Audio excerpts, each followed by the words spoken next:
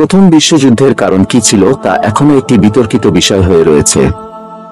1914 সালের জুলাই মাসের শেষ দিকে বলকান অঞ্চলে এই যুদ্ধের সূচনা হয়, আর শেষ হয় 1918 সালের 11 নভেম্বর বেলা 11টায়। এ যুদ্ধে নিহত হয় 1,70,00,000 মানুষ এবং আহত হয় 2 কোটি।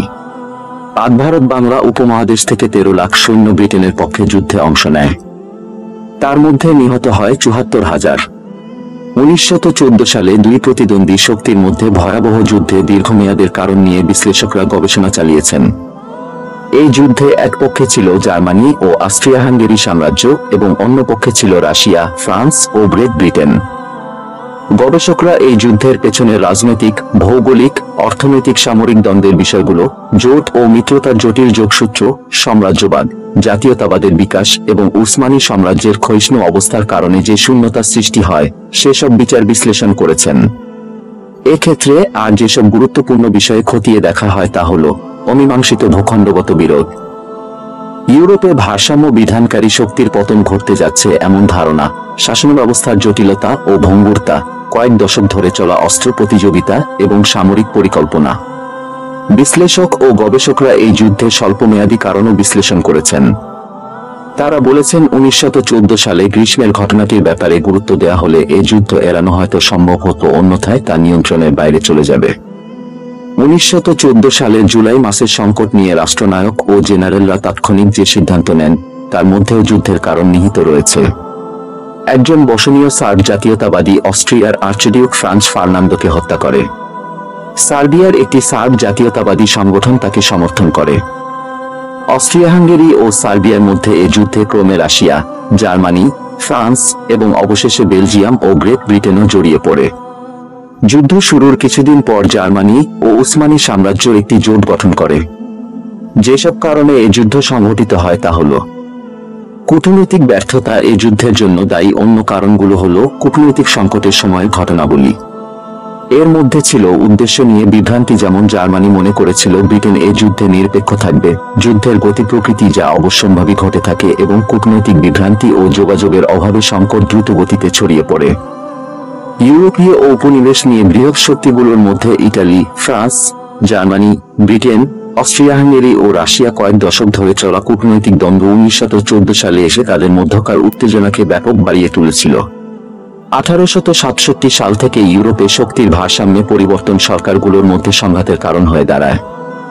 এই যুদ্ধের কারণ সম্পর্কে কোনো মতই পেঁচা আজও সম্ভব হয়নি, কারণ প্রধান বিষয়ে ঐতিহাসিকরা ভিন্ন ভিন্ন মত পোষণ করছেন।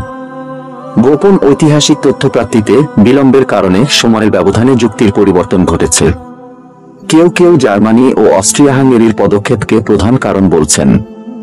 তারা বলেছেন জার্মানি পরিকল্পিতভাবে ইউরোপীয় যুদ্ধে ছক তৈরি করেছিল। অন্যরা বলছেন এ যুদ্ধ কোনো পরিকল্পিত লড়াই ছিল না। তারা আরও বলেছেন জার্মানি ও অস্ট্রিয়া-হাঙ্গেরি এ যুদ্ধের ঝুঁকির কারণ ছিল। তবে রাশিয়া, ফ্রান্স, সার্বিয়া ও গ্রেট ব্রিটেনের ভূমিকাকেও এই যুদ্ধের কারণ বলে মনে করেছেন তারা। পারস্পরিক সন্দেহ ও জোট গঠন 1914 সালের 28 জুন গ্যাব্রিলো প্রিন্সিপ ফ্রান্স ফার্নান্দোকে হত্যা করে। এ ঘটনার পর যুদ্ধ ঘোষণা করা হয়। এরপর কয়েকটি দেশ পরস্পরকে সহায়তা করার চুক্তি স্বাক্ষর করে। এরা মিত্র দেশ হিসেবে পরিচিতি লাভ করে। যুদ্ধের 4 বছরে অনেকগুলো দেশ কয়েকটি জোট গঠনের চুক্তি করে। এতে কোনো দেশের পক্ষে যুদ্ধ ঘোষণা করা ছাড়া আর কোনো উপায় ছিল না। রাশিয়ার হাত থেকে বাঁচতে জার্মানি ও অস্ট্রিয়া-হাঙ্গেরি 1879 সালে জোট গঠন করে।